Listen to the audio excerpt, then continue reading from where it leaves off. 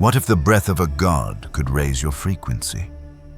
You have been taught to breathe as an act of survival, a simple, mechanical, and unconscious reflex that keeps your body alive.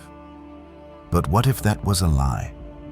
A lie of profound and tragic limitation, a story designed to keep you a prisoner of the material world, forever unaware that the very air you are breathing is a multidimensional ocean of consciousness, and that your own breath is the key to navigating its hidden currents. The ancient initiates of the Egyptian mysteries, the high priests who served in the inner sanctums of the great solar temples, knew a different truth.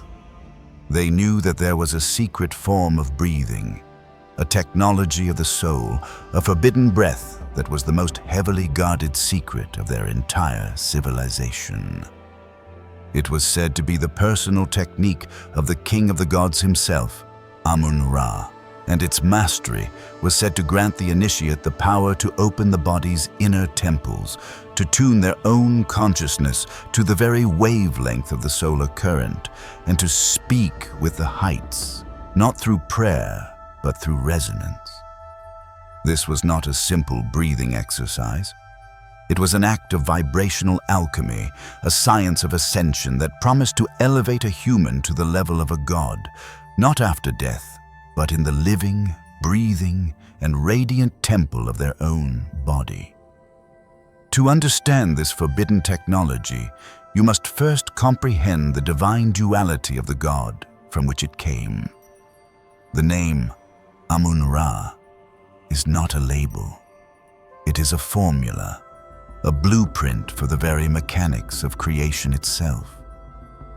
Ra is the principle you have been taught to see, the radiant, manifest, and all-powerful light of the sun.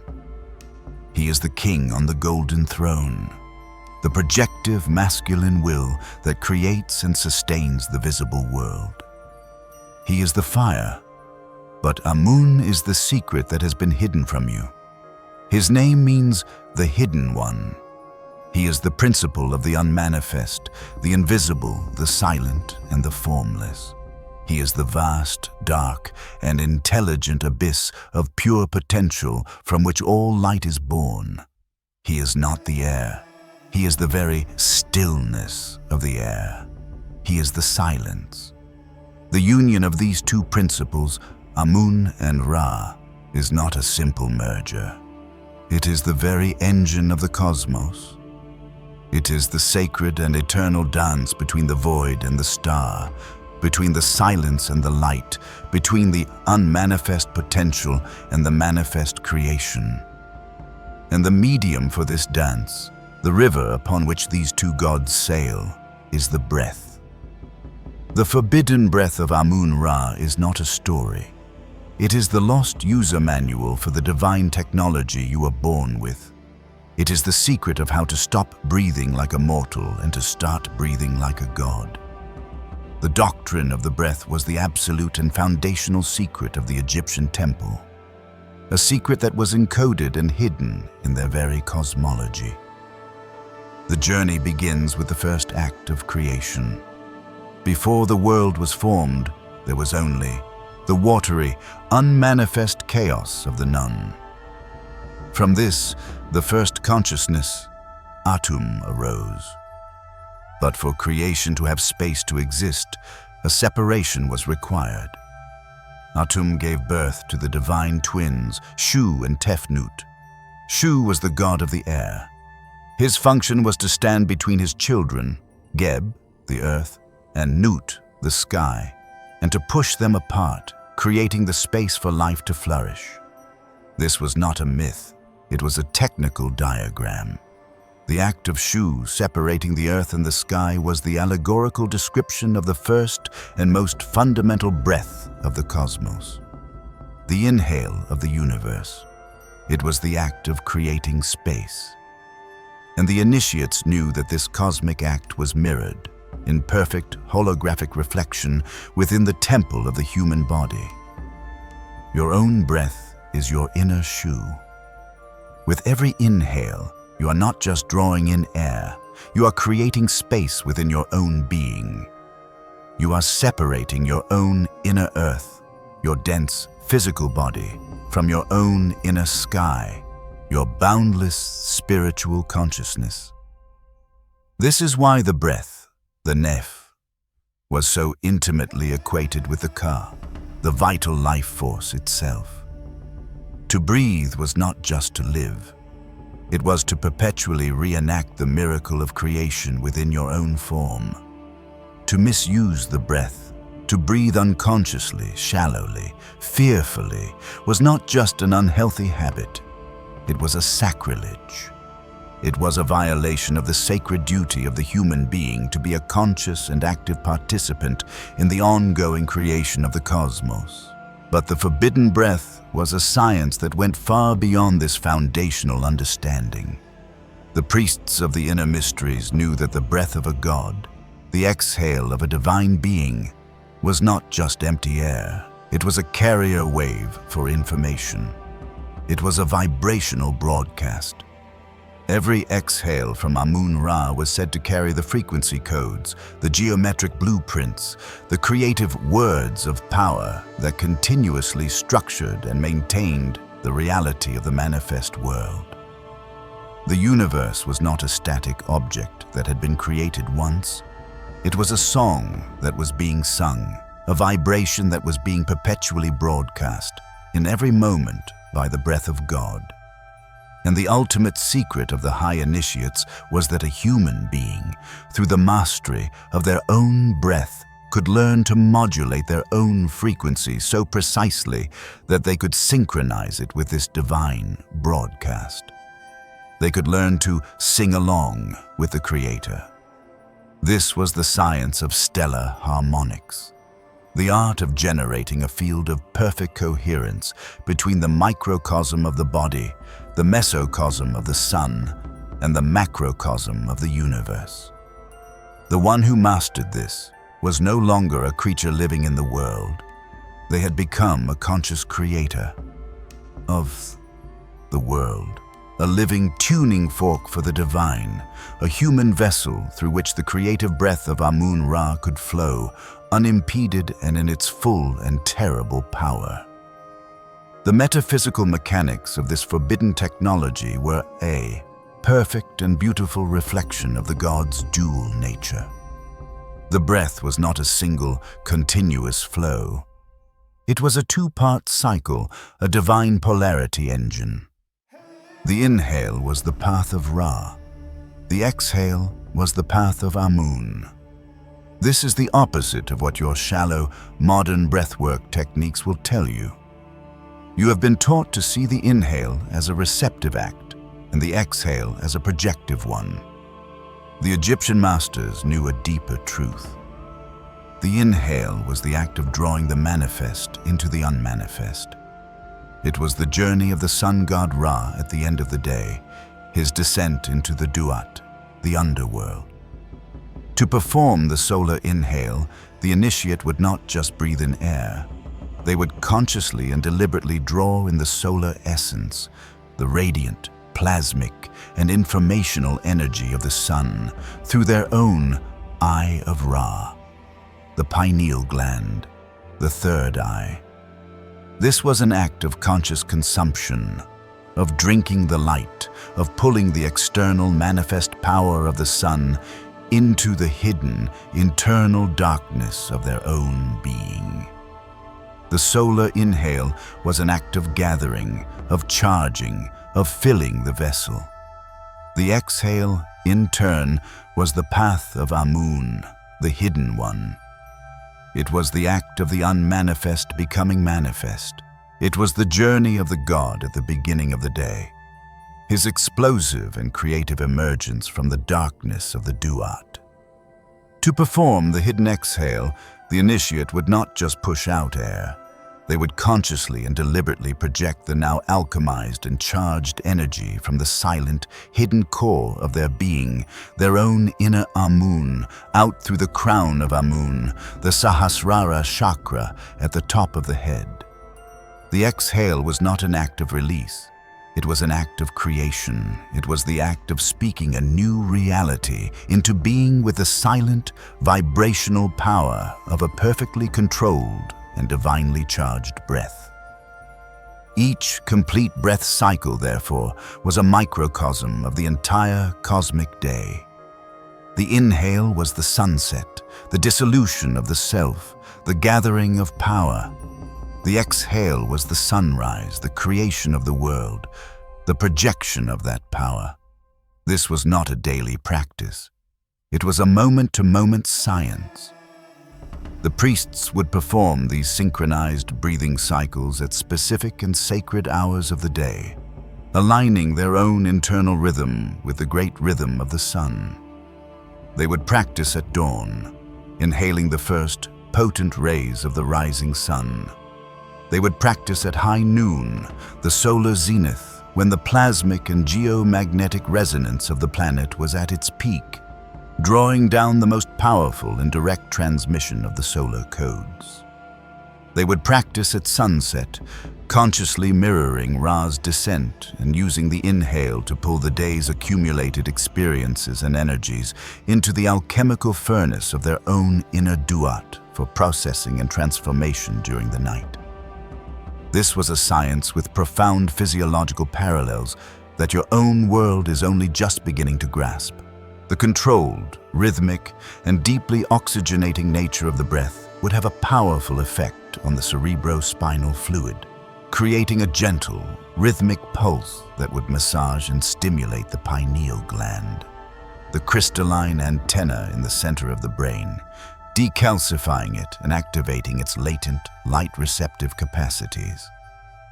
The conscious focus on the heart and the solar plexus during the cycle would have created a state of perfect electromagnetic coherence in the heart's toroidal field, turning the initiate's own aura into a powerful and stable transmitter. The forbidden breath was the literal alchemy of respiration, the science of turning the gross matter of oxygen into the subtle, conscious, and creative matter of pure light. The training for this divine technology was one of the most secret and arduous of all the temple initiations. The journey was not open to all.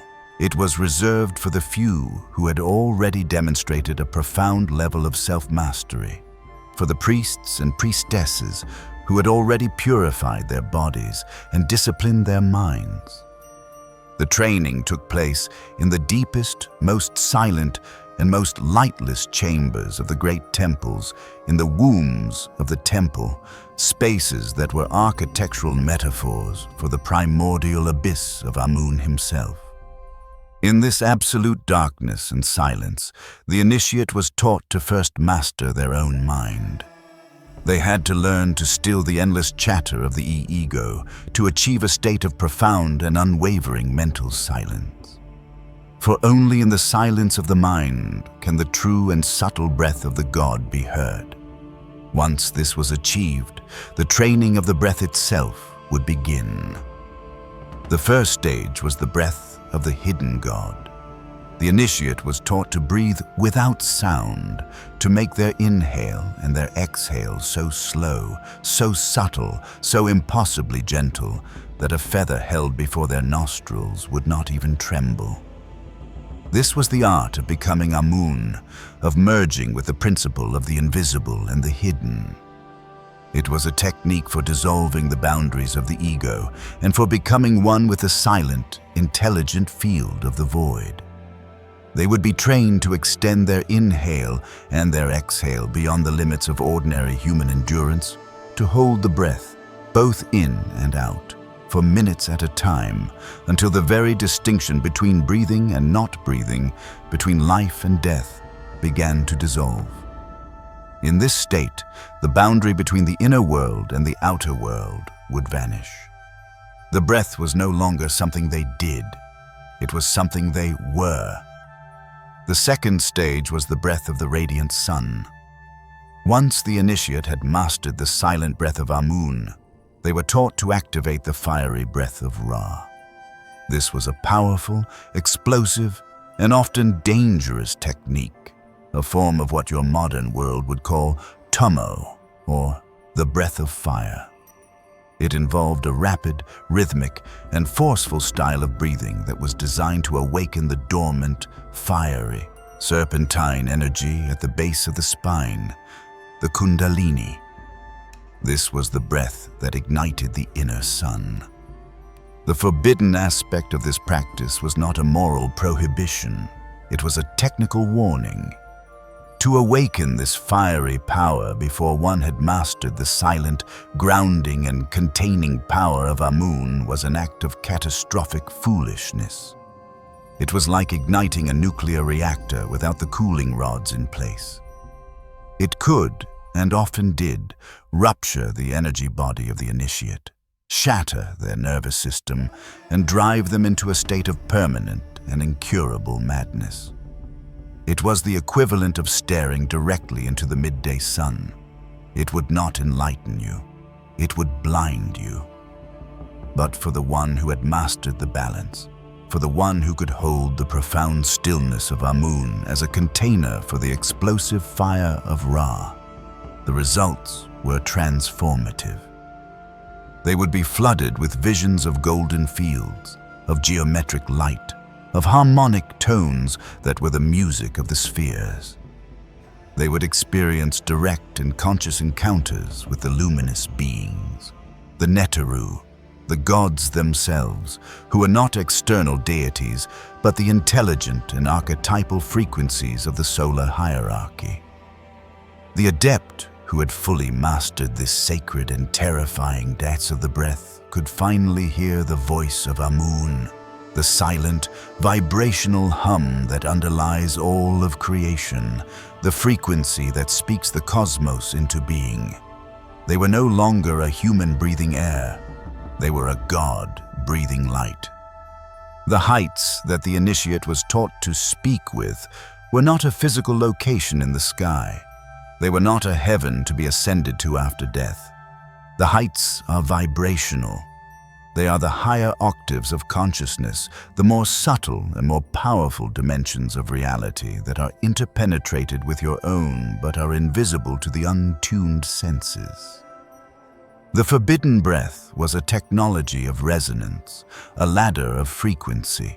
Each complete, conscious, and balanced breath was an act of climbing that ladder. Each rung was a higher harmonic of your own being. This is a science that your own quantum physics is only just beginning to grope towards. The universe is not made of objects, it is made of standing waves of frequency. Your own consciousness is not a single note, it is a complex chord. The purpose of the forbidden breath was to consciously and deliberately rewrite the music of your own soul, to tune your own chord to the keynote of the cosmos. Your modern science has given you pale and shallow echoes of this great and lost art. The practice of brainwave entrainment uses external sounds to coax your brain into different states: alpha, theta, delta. The initiates did not need an external machine. Their own breath was the entrainment device. The science of Schumann resonance has discovered that the Earth itself has a heartbeat, a low-frequency hum that is the resonant frequency of the planetary consciousness. The initiates knew how to tune their own breath to this hum, to align their own field with the field of the living planet. They did not just map the breath intervals to the cycles of the sun. They mapped them to the cycles of the stars, to the great turning of the cosmic wheels, the precession of the equinoxes. The breath was a key that could unlock any door in the cosmos if you only knew which rhythm to breathe. Imagine an adept, a master of this forgotten science, standing on the flat roof of the great temple at dawn. As the first pure and potent rays of the rising sun strike the horizon, he begins the solar inhale. He is not just breathing air, he is breathing the light, the prana, the solar wind itself.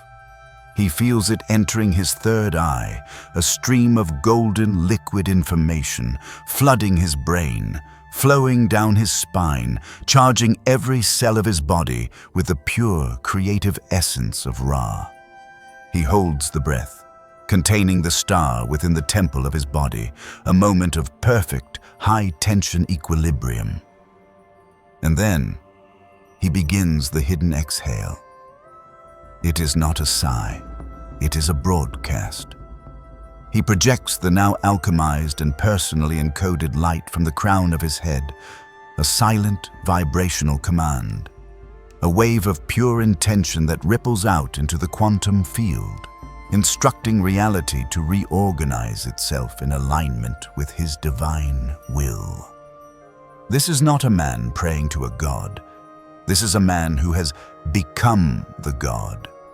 This is a man who has remembered how to breathe. The ultimate purpose of the Forbidden Breath was not to acquire power or to perform magical feats. These were simply the byproducts of the true work. The true work was a process of profound and total inner transformation. It was a technology for accelerating the evolution of the soul, for performing the great work of alchemy not over the course of countless lifetimes, but within a single, disciplined and breath-fueled incarnation. The disciplined and conscious practice of the breath was a fire that burned away the dross of the self.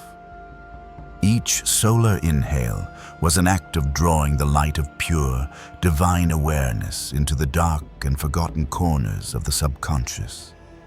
It was an act of illumination, of bringing your own inner sun into your own inner underworld.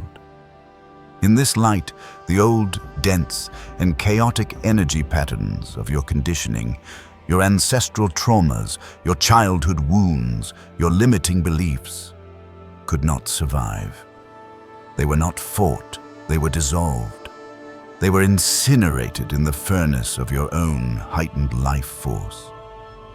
Each hidden exhale was an act of purification. It was the process of breathing out the ash of what had been burned away, of releasing the old stories, the old identities, the old pains. The breath becomes a river of light flowing through you, cleansing you, and carrying away all that is not your true divine self. This is the inner metamorphosis. It is the rewriting of your emotional and psychological patterns at the source code level. The balance between the Amun and the Ra aspects of the breath was the key to this rewiring. The Amun breath, the slow, silent, and deep inhale, was the path of cultivating stillness, of becoming the master of your own inner void, of learning to be at peace in the darkness of the unknown. The Ra breath, the powerful, energetic, and projective exhale, was the path of cultivating your radiant will, of becoming the master of your own creative fire. When the breath becomes a conscious and balanced art, the individual ceases to breathe air and begins to breathe light. They cease to be a biological creature, driven by the unconscious urges of survival, and they begin to become a divine being, consciously and deliberately sculpting their own reality with every respiratory cycle. This is the ultimate tool of psychological resilience. When a wave of fear rises within you, you do not suppress it. You meet it with the solar inhale.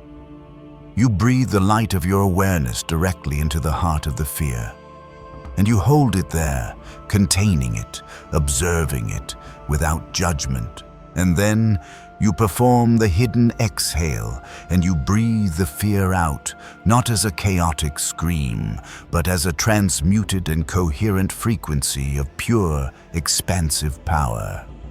You have not destroyed the fear. You have eaten it. You have used its own energy to fuel your own expansion. The same is true for pain, for grief, for any of the dark and chaotic energies that you have been taught to see as your enemies. The Forbidden Breath is the ultimate technology of transmutation. It is the secret of how to take the lead of your own suffering and to alchemize it into the gold of your own wisdom. This is the true meaning of liberation. It is not the achievement of a life without problems. It is the achievement of a state of being where you have become so masterful at using the technology of your own breath that no problem, no crisis, no darkness can ever again have power over you. It is the reclaiming of your divine authorship over your own frequency. And a being who is the absolute sovereign of their own frequency is a being who is a god in their own universe. The great and beautiful irony is that the knowledge that was once the most forbidden, the most secret, the most heavily guarded of all the temple mysteries is no longer prohibited. It is simply misunderstood. The prophecy of the return of Amun-Ra is not the prophecy of the return of a feathered sky god in a golden boat. It is the prophecy of the return of this lost knowledge, the reawakening of humanity to the divine and forgotten science of its own breath. And you are living in the heart of this reawakening. The great turning of the ages is upon you. Humanity, as a whole, is standing at a profound vibrational threshold, and the technologies that are emerging in your own time, the ones that the mainstream dismisses as fringe or new age, are the echoes, the fragmented and rediscovered pieces of this one great and ancient art. The modern breathwork movements, from the holotropic journeys of the psychonauts to the cold fire methods of the biohackers, are all clumsy but sincere attempts to reverse engineer the breath of Ra. The scientific research into heart coherence, the discovery that the rhythmic and emotional state of your heart can be measured and can influence the world around you, is a rediscovery of the mechanics of the hidden exhale. The renewed interest in solar gazing, in sacred silence, in the power of the human voice to heal, all of these are the signs of a planetary scale remembering. The forbidden is becoming conscious again. The call to action, therefore, is not to go on a quest to find a lost scroll. The call is to sit down, to close your eyes, and to begin your own quest into the vast and unexplored universe of your own breath. The call is to remember how to breathe with the sun, consciously, deliberately, reverently. The call is to stop being a passive and unconscious breather, a slave to the autonomic reflexes of your survival programming, and to become an active and conscious breather, an artist, a musician, a magician of the air. The final instruction is the key that unlocks the entire system. It is the secret of the pause. The true power of the breath is not in the inhale, nor in the exhale. It is in the two sacred and silent moments of stillness that lie between them. The pause after the full inhale is the moment when Ra has descended into the duat and stands in the silent darkness, charged with all the power of the manifest world. The pause after the full exhale is the moment when Amun has projected his will and now rests in the silent and pregnant void, waiting for his creation to be born. These two moments of stillness, these 0 points, are the gateways. They are the moments when you are not breathing in and you are not breathing out. They are the moments when you are not becoming, you are simply being. In these two silent spaces, you are both Amun and Ra. You are the void and the star. You are the silence and the light. And in that moment of perfect, balanced, and divine union, the gateway opens. The heights are not a place you go to. They are a state you breathe into. When Amun hides, inhale. When Ra rises, exhale. And between the two, you will find the gate where gods and humans share the same breath. If this video resonated with you, let us know by commenting, "I understood it."